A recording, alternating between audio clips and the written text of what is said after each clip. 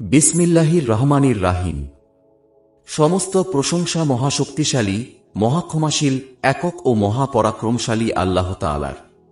দুরুদ ও সালাম তাঁর আল্লাহর নির্বাচিত ও মনোনীত নবী মুহাম্মদ সাল্লাল্লাহু আলাইহি ওয়াসাল্লাম, তাঁর পবিত্র পরিবার পরিজন, শ্রেষ্ঠতম সাহাবীগণ, বিশেষ করে তাদের মধ্যে মুহাজির ও আনসারগণের ওপর বর্ষিত হেউক। অতঃপর নিঃসন্দেহে মুহাম্মদ সাল্লাল্লাহু আলাইহি ওয়াসাল্লামের সাহাবীগণের আলোচনা করলে অন্তর প্রশান্ত হয়, ইলমের মজলিস ও পাঠালয় সুসজ্জিত হয়। কেনই বা হবে না?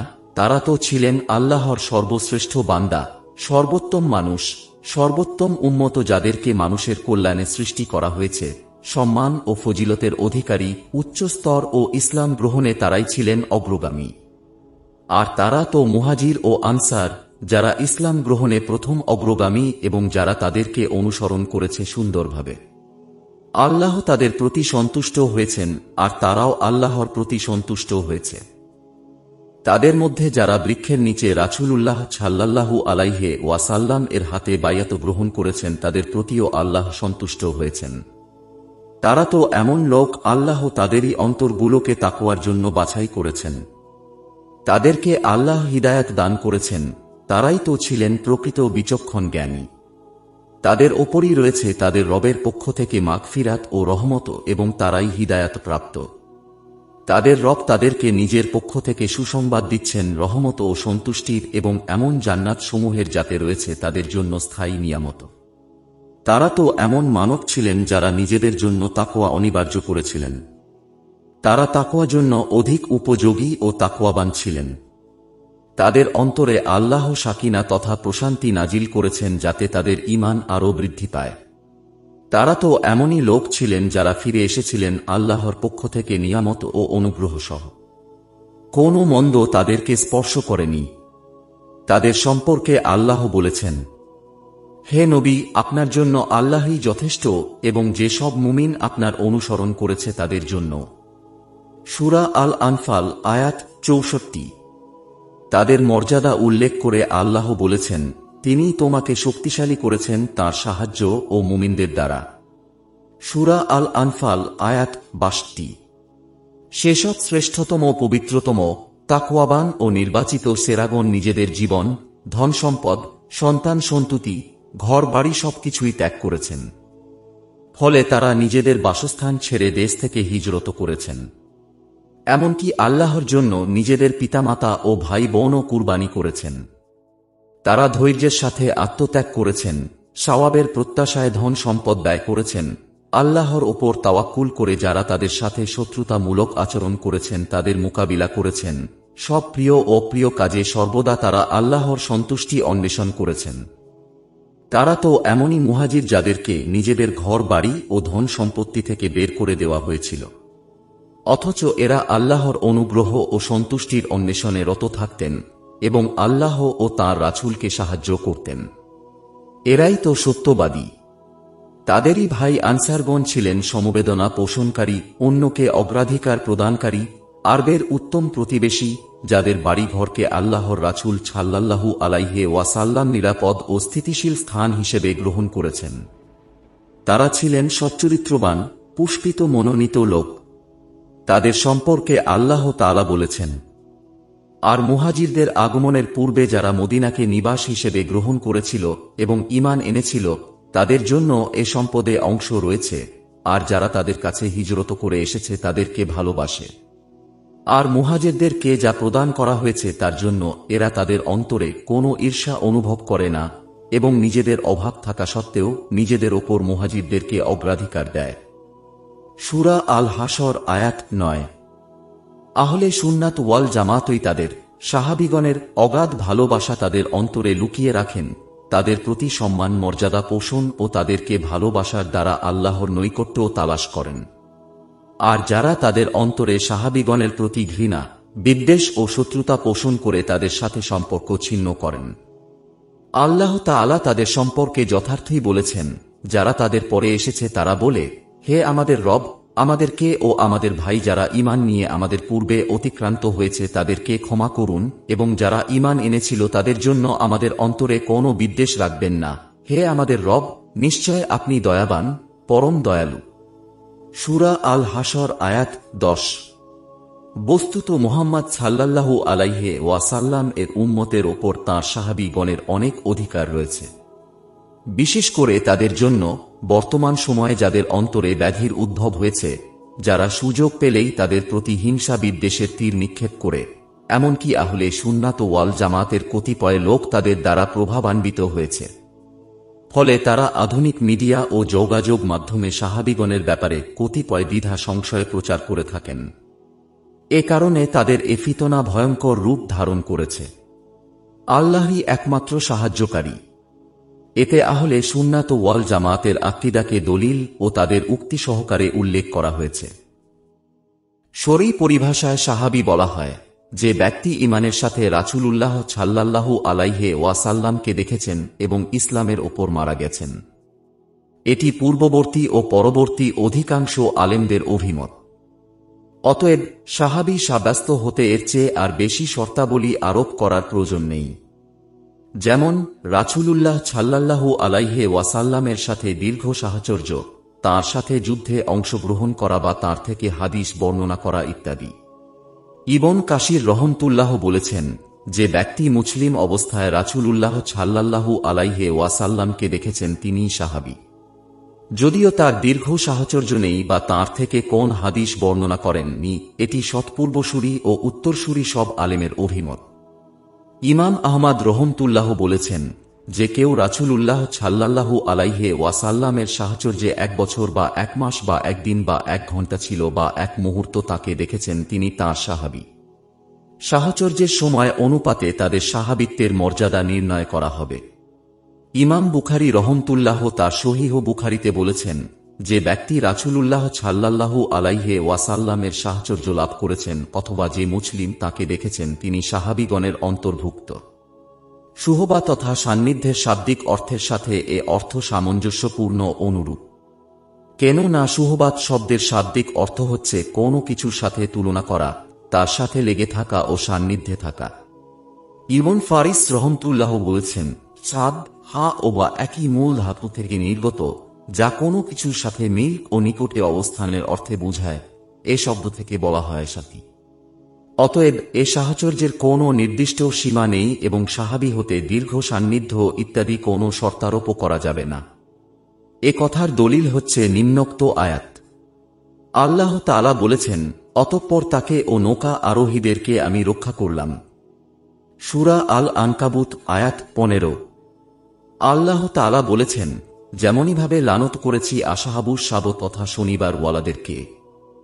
সূরা আন নিসা আয়াত 47। রাসূলুল্লাহ সাল্লাল্লাহু আলাইহি ওয়াসাল্লাম বলেছেন, নিশ্চয় তোমরা ইউসুফ আলাইহিস সালামের ঘটনার নিন্দুক নারীদের ন্যায় সাথী হয়ে পড়েছ। কুরআন ও হাদিসের উপরোক্ত প্রমাণাদি দ্বারা বোঝা যায় যে সুহবাত তথা সাথী হওয়া একটি ইসমে জিন্স তথা সামষ্টিক অর্থব্যাপক নাম, যা অল্প ও বেশি উভয় অর্থেই ব্যবহৃত হয়। এ কারণেই বলা হয় সে অমুকের সাথে ছিল 1 বছর বা 1 মাস বা 1 মুহূর্ত।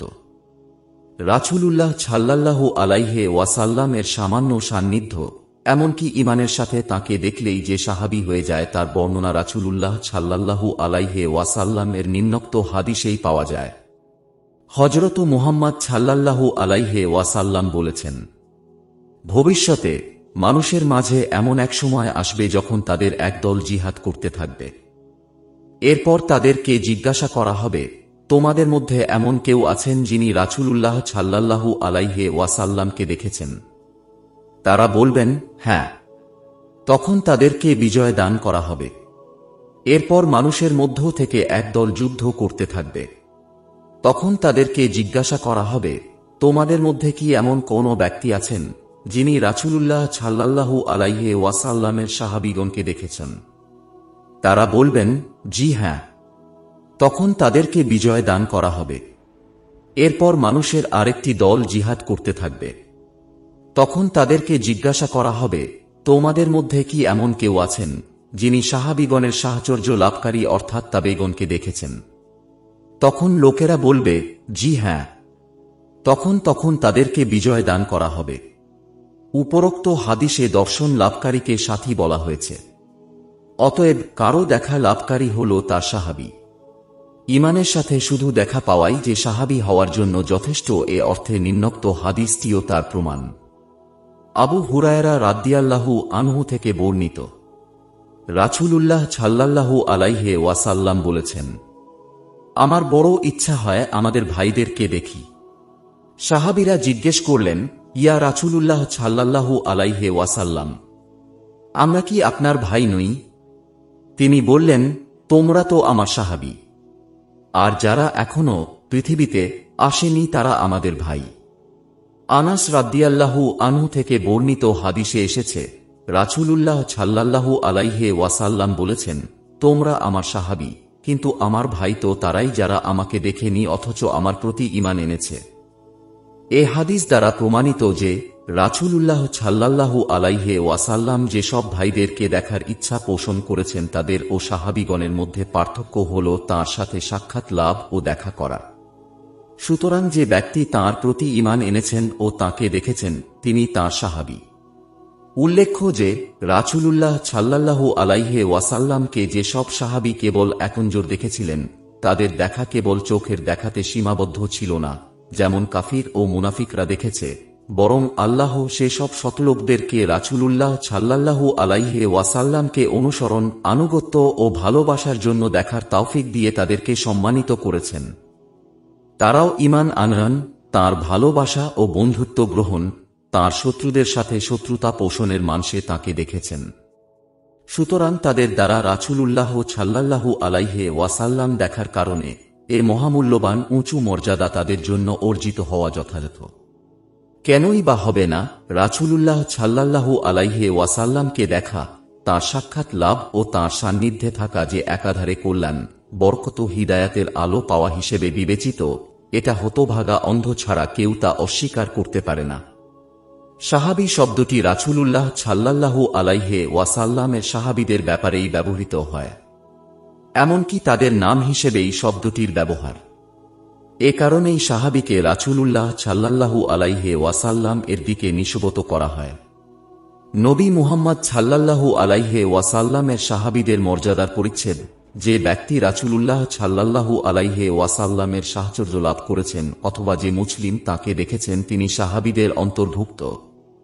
উম্মতের উপর সাহাবীগণের অধিকার সমূহ। আহলে সুন্নাত ওয়াল জামাত নবী মুহাম্মদ সাল্লাল্লাহু আলাইহি ওয়াসাল্লামের সাহাবীগণকে আল্লাহর ওয়াস্তে ও আল্লাহর ভালোবাসা পাওয়ার জন্যই ভালোবাসেন। তারা বিশ্বাস করেন যে যারা তাদেরকে ভালোবাসবেন, তাদেরকে বন্ধুরূপে গ্রহণ করবেন, তাদের অধিকার সংরক্ষণ করবেন ও তাদের মর্যাদা সম্পর্কে অবগত হবেন, তারাই সফলকামী দলের অন্তর্ভুক্ত হবেন। আর যারা তাদেরকে অপছন্দ করবেন, তাদেরকে গাল-মন্দ করবেন, শত্রুদের দলে তাদেরকে সম্পৃক্ত করবেন ও তাদের মর্যাদার বিপরীত কিছু বলবেন, তারা ধ্বংসপ্রাপ্তদের দলে অন্তর্ভুক্ত হবেন। এ কথার দলিল হল আল্লাহর নিম্নোক্ত বাণী। আল্লাহ তাআলা বলেছেন, যারা তাদের পরে এসেছে তারা বলে, হে আমাদের রব, আমাদেরকে ও আমাদের ভাই যারা ঈমান নিয়ে আমাদের পূর্বে অতিক্রান্ত হয়েছে তাদেরকে ক্ষমা করুন, এবং যারা ঈমান এনেছিল তাদের জন্য আমাদের অন্তরে কোনো বিদ্বেষ রাখবেন না। হে আমাদের রব, নিশ্চয় আপনি দয়াবান, পরম দয়ালু। সূরা আল হাশর আয়াত 10।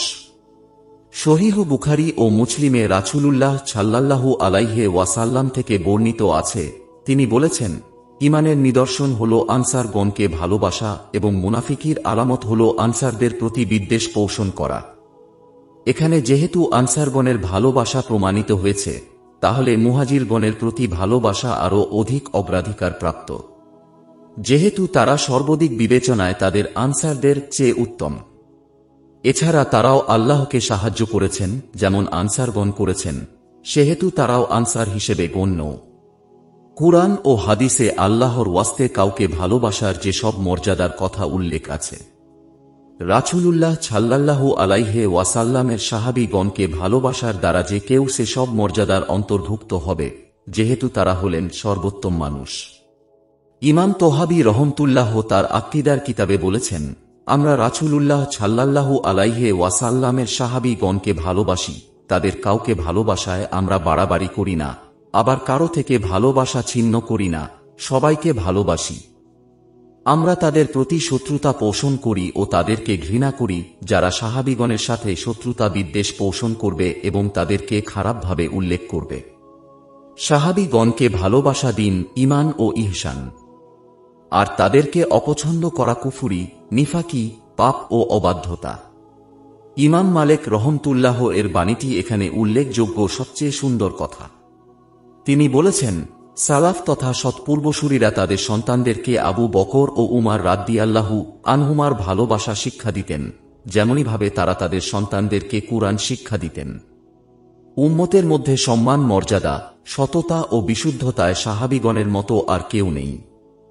এ ব্যাপারে মুসলিমদের মধ্যে অকাট্য ইজমা সংঘটিত হয়েছে। এ মতের সাথে কিছু বিদাতীদের একমত না হওয়া ধর্তব্য হবে না। সাহাবীগণের মর্যাদার ব্যাপারে অসংখ্য দলিল প্রমাণ রয়েছে। আল্লাহর কিতাব আল কুরআন তাদের মহিমান্বিত প্রশংসা বর্ণনায় ভরপুর।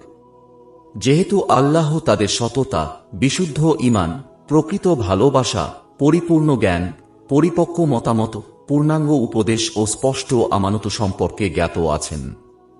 আল্লাহ তাআলা বলেছেন, আর মুহাজির ও আনসারদের মধ্যে যারা প্রথম অগ্রগামী এবং যারা তাদেরকে অনুসরণ করেছে সুন্দরভাবে, আল্লাহ তাদের প্রতি সন্তুষ্ট হয়েছেন, আর তারাও আল্লাহর প্রতি সন্তুষ্ট হয়েছে। আর তিনি তাদের জন্য প্রস্তুত করেছেন জান্নাতসমূহ, যার তলদেশে নদী প্রবাহিত, তারা সেখানে চিরস্থায়ী হবে। এটাই মহাসাফল্য। আত-তাওবা আয়াত 100। আল্লাহ তাআলা আরও বলেছেন, নিশ্চয় যারা ঈমান এনেছে, হিজরত করেছে এবং নিজেদের মাল ও জান দিয়ে আল্লাহর রাস্তায় জিহাদ করেছে আর যারা আশ্রয় দিয়েছে ও সহায়তা করেছে, তারা একে অপরের বন্ধু। সূরা আল আনফাল আয়াত 72। এ আয়াত থেকে পরবর্তী আয়াত পর্যন্ত আল্লাহ তাদের মর্যাদা বর্ণনা করে বলেছেন, আর যারা ঈমান এনেছে, হিজরত করেছে এবং আল্লাহর পথে জিহাদ করেছে এবং যারা আশ্রয় দিয়েছে ও সাহায্য করেছে, তারাই প্রকৃত মুমিন, তাদের জন্য রয়েছে ক্ষমা ও সম্মানজনক রিজিক। সূরা আল আনফাল আয়াত 74। সাহাবীগণের মর্যাদা প্রসঙ্গে আল্লাহ তাআলা আরও বলেছেন, অবশ্যই আল্লাহ নবী, মুহাজির ও আনসারদের তাওবা কবুল করলেন, যারা তার অনুসরণ করেছে সংকটপূর্ণ মুহূর্তে। তাদের মধ্যে এক দলের হৃদয় সত্যচ্যুত হওয়ার উপক্রম হবার পর তারপর আল্লাহ তাদের তাওবা কবুল করলেন। নিশ্চয় তিনি তাদের প্রতি স্নেহশীল, পরম দয়ালু। আত-তাওবা আয়াত 117। আল্লাহ তাআলা তাদের সম্পর্কে আরও বলেছেন, মুহাম্মদ আল্লাহর রাসূল এবং তার সাথে যারা আছে তারা কাফিরদের প্রতি অত্যন্ত কঠোর। পরস্পরের প্রতি সদয়, তুমি তাদেরকে রুকুকারী, সেজদাকারী অবস্থায় দেখতে পাবে। তারা আল্লাহর করুণা ও সন্তুষ্টি অনুসন্ধান করছে। তাদের আলামত হচ্ছে তাদের চেহারায় সেজদার চিহ্ন থাকে। এটাই তাওরাতে তাদের দৃষ্টান্ত। আর ইনজিলে তাদের দৃষ্টান্ত হল একটি চারাগাছের মতো, যে তার কচি পাতা উদ্গত করেছে ও শক্ত করেছে। অতঃপর তা পুষ্ট হয়েছে ও স্বীয় কাণ্ডের উপর মজবুতভাবে দাঁড়িয়েছে, যা চাষীকে আনন্দ দেয়, যাতে তিনি তাদের দ্বারা কাফিরদেরকে ক্রোধান্বিত করতে পারেন। তাদের মধ্যে যারা ঈমান আনে ও সৎকর্ম করে, আল্লাহ তাদের জন্য ক্ষমা ও মহাপ্রতিদানের ওয়াদা করেছেন। সূরা আল ফাতহ আয়াত 29। আল্লাহ তাআলা আরও বলেছেন, সেদিন নবী ও তার সাথে যারা ঈমান এনেছে তাদেরকে আল্লাহ লাঞ্ছিত করবেন না। তাদের আলো তাদের সামনে ও ডানে ধাবিত হবে। তারা বলবেন, হে আমাদের রব, আমাদের জন্য আমাদের আলো পূর্ণ করে দিন এবং আমাদেরকে ক্ষমা করুন, নিশ্চয় আপনি সর্ববিষয়ে সর্বময় ক্ষমতার অধিকারী। সূরা আত-তাহরিম আয়াত 8। আল্লাহ তাআলা আরও বলেছেন, আর তোমরা জেনে রাখো যে তোমাদের মধ্যে আল্লাহর রাসূল রয়েছেন। তিনি যদি অধিকাংশ বিষয়ে তোমাদের কথা মেনে নিতেন, তাহলে তোমরা অবশ্যই কষ্টে পতিত হতে। কিন্তু আল্লাহ তোমাদের কাছে ঈমানকে প্রিয় করে দিয়েছেন এবং তা তোমাদের অন্তরে সুশোভিত করেছেন। আর তোমাদের কাছে কুফরি, পাপাচার ও অবাধ্যতাকে অপছন্দনীয় করে দিয়েছেন। তারাই তো সত্য পথপ্রাপ্ত। আল্লাহর পক্ষ থেকে করুণা ও নিয়ামত স্বরূপ। আর আল্লাহ সর্বজ্ঞ, প্রজ্ঞাময়। সূরা আল হুজুরাত আয়াত 7 হতে 8। আল্লাহ তাআলা আরও বলেছেন, তোমাদের মধ্যে যারা মক্কা বিজয়ের পূর্বে ব্যয় করেছে এবং যুদ্ধ করেছে তারা সমান নয়। তারা মর্যাদায় তাদের চেয়ে শ্রেষ্ঠ যারা পরে ব্যয় করেছে ও যুদ্ধ করেছে। তবে আল্লাহ প্রত্যেকের জন্যই কল্যাণের ওয়াদা করেছেন। আর তোমরা যা করো সে সম্পর্কে আল্লাহ সবিশেষ অবগত। সূরা আল হাদিদ আয়াত 10।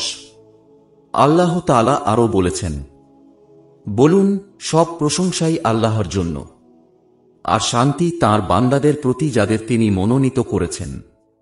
আল্লাহ শ্রেষ্ঠ। সূরা আন-নামাল আয়াত 59।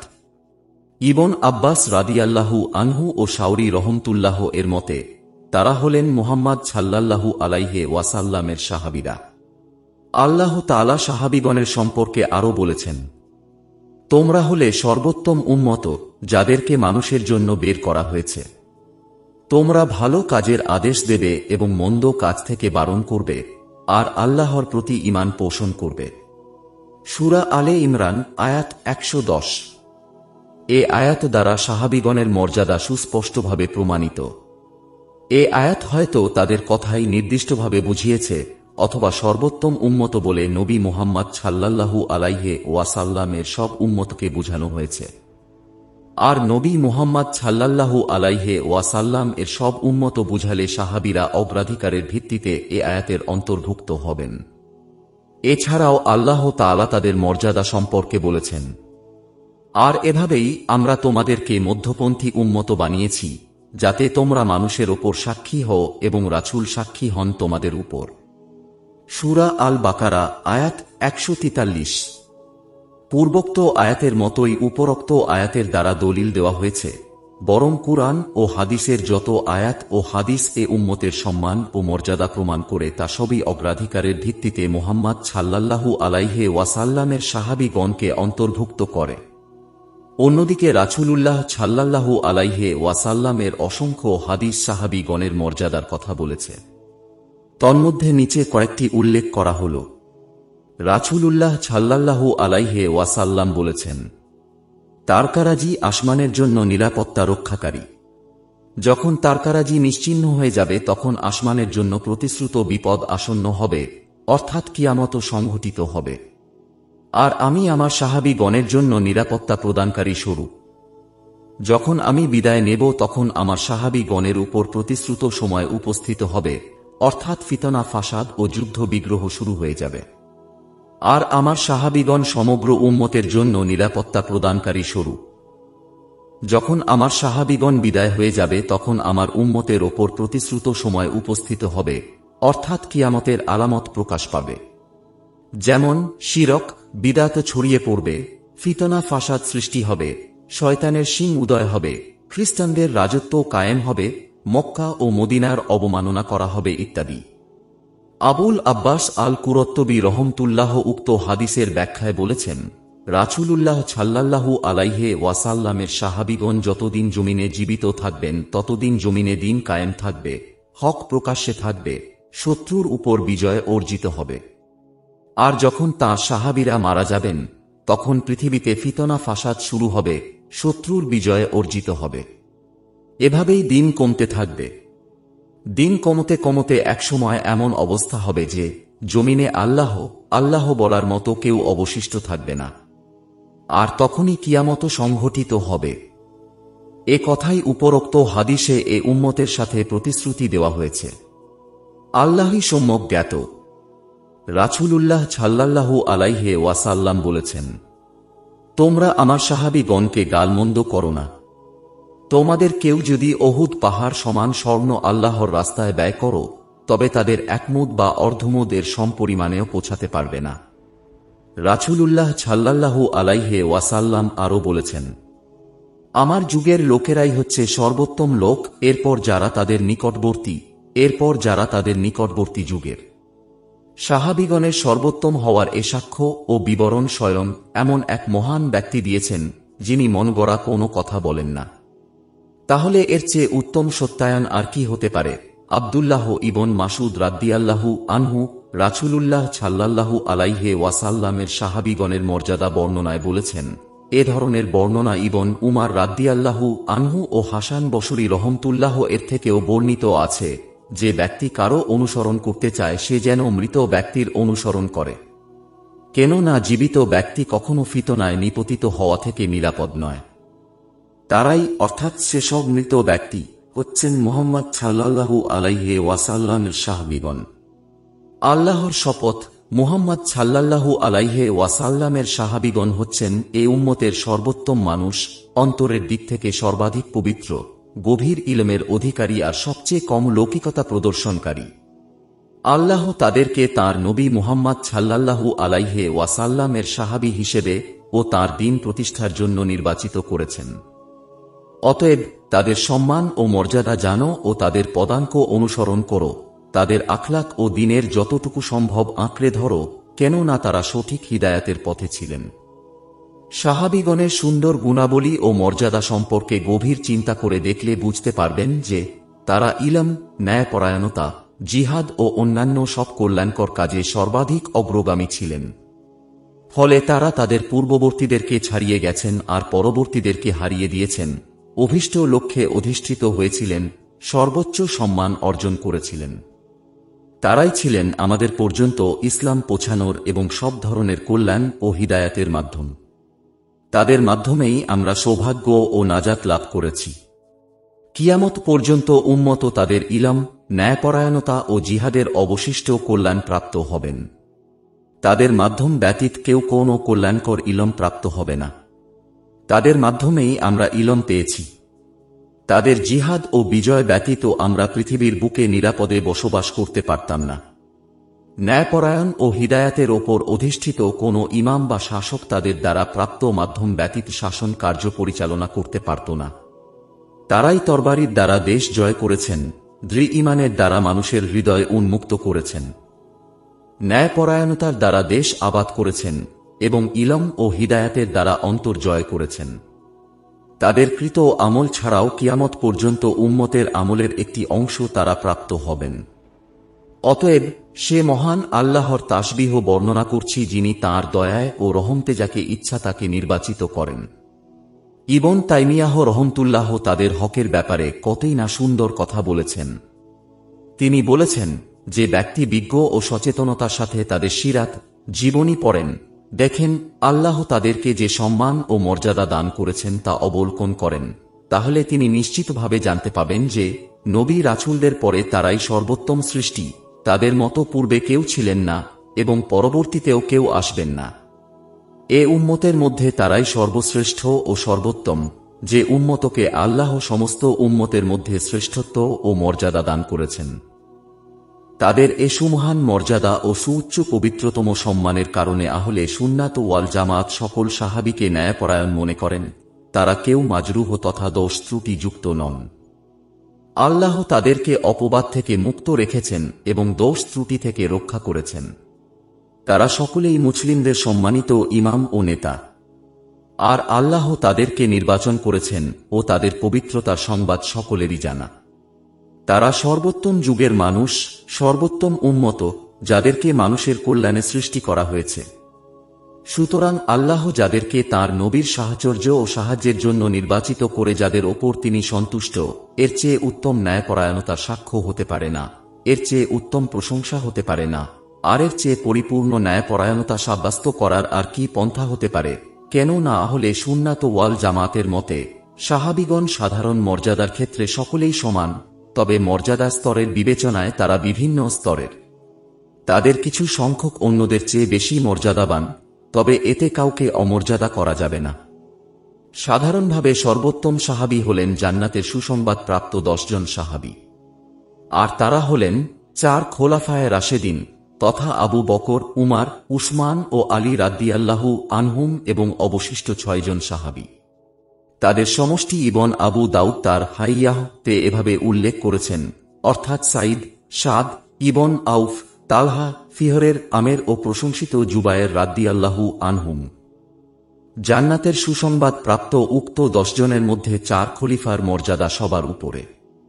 তারা 4 জন আবার খিলাফতের ধারাবাহিকতা অনুসারে একে অন্যের চেয়ে মর্যাদাবান।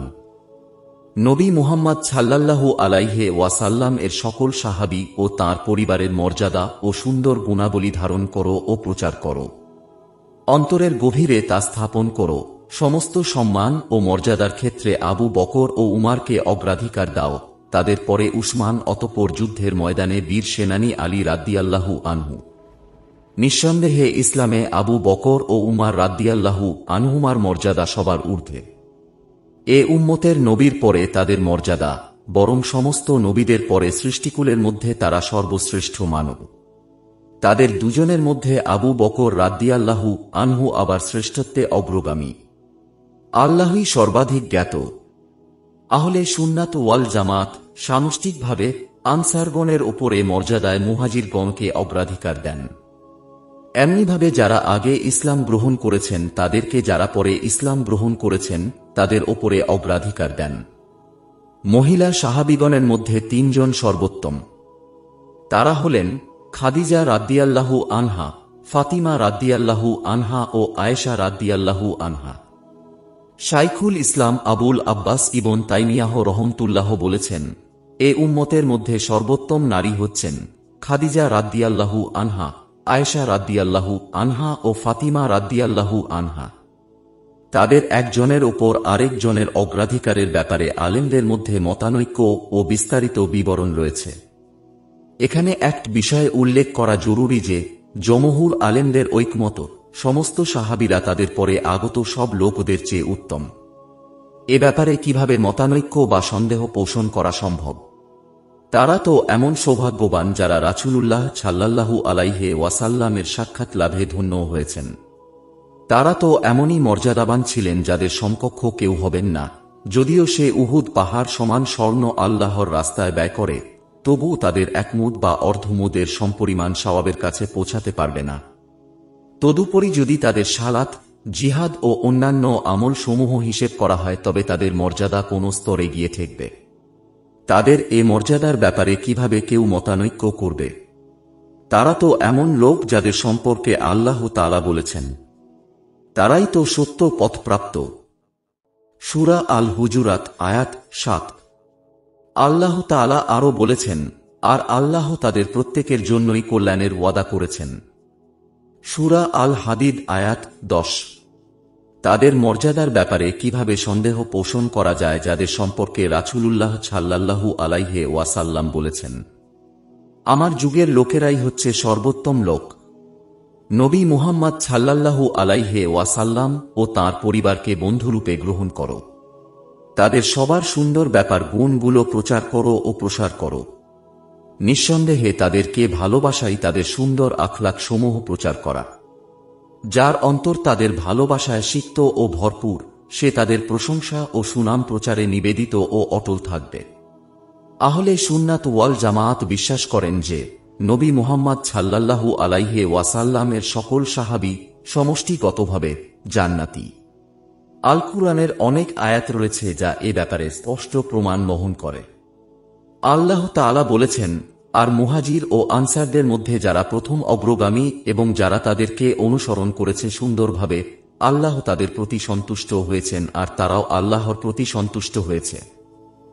আর তিনি তাদের জন্য প্রস্তুত করেছেন জান্নাত সমূহ, যার তলদেশে নদী প্রবাহিত, তারা সেখানে চিরস্থায়ী হবে। এটাই মহাসাফল্য। সূরা আত-তাওবাহ আয়াত ১০০। আল্লাহ তাআলা আরও বলেছেন, আর আল্লাহ তাদের প্রত্যেকের জন্যই কল্যাণের ওয়াদা করেছেন। সূরা আল হাদিদ আয়াত ১০। আহলে সুন্নাত ওয়াল জামাত এ ব্যাপারে একমত যে সাহাবীগণের প্রশংসা করা, তাদের জন্য ইস্তিগফার করা, তাদের জন্য রহমতের দোয়া করা এবং তাদের নাম শুনে রাদিয়াল্লাহু আনহুম বলা ওয়াজিব। মুসলিমের অন্তর যখন মুহাম্মদ রাসূলুল্লাহ সাল্লাল্লাহু আলাইহি ওয়াসাল্লামের সাহাবীগণের রাদিয়াল্লাহু আনহুম ভালোবাসা ও সম্মানে পরিপূর্ণ হয়, তখন তাদের মুখের ভাষায় তাদের জন্য দোয়া প্রকাশ পায় এবং তাদের জন্য মাগফিরাত কামনা করে।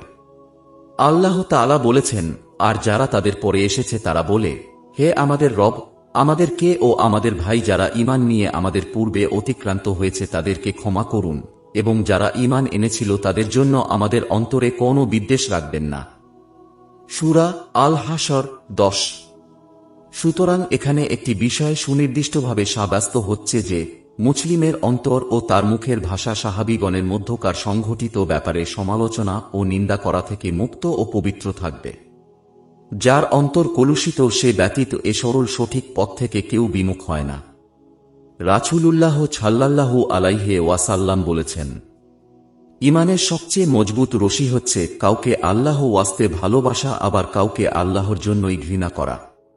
নিঃসন্দেহে আল্লাহর জন্য কাউকে ঘৃণা করা সর্বাধিক উপযুক্ত ক্ষেত্র হল তাদেরকে ঘৃণা করা যারা সাহাবীগণকে অপবাদ দেয়। অন্যদিকে সাহাবীগণের শত্রুদের প্রতিহত করা, তাদের বিরুদ্ধে আনিত অপবাদের জবাব দেওয়া, তাদের বিরুদ্ধে আনিত দ্বিধা সংশয়ের নিরসন করা আল্লাহর রাস্তায় সর্বোত্তম জিহাদের অন্যতম।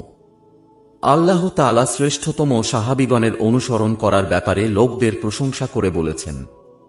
আর মুহাজির ও আনসারদের মধ্যে যারা প্রথম অগ্রগামী এবং যারা তাদেরকে অনুসরণ করেছে সুন্দরভাবে, আল্লাহ তাদের প্রতি সন্তুষ্ট হয়েছেন আর তারাও আল্লাহর প্রতি সন্তুষ্ট হয়েছে। আর তিনি তাদের জন্য প্রস্তুত করেছেন জান্নাতসমূহ, যার তলদেশে নদী প্রবাহিত, তারা সেখানে চিরস্থায়ী হবে। এটাই মহাসাফল্য। সূরা আত-তাওবাহ আয়াত 100।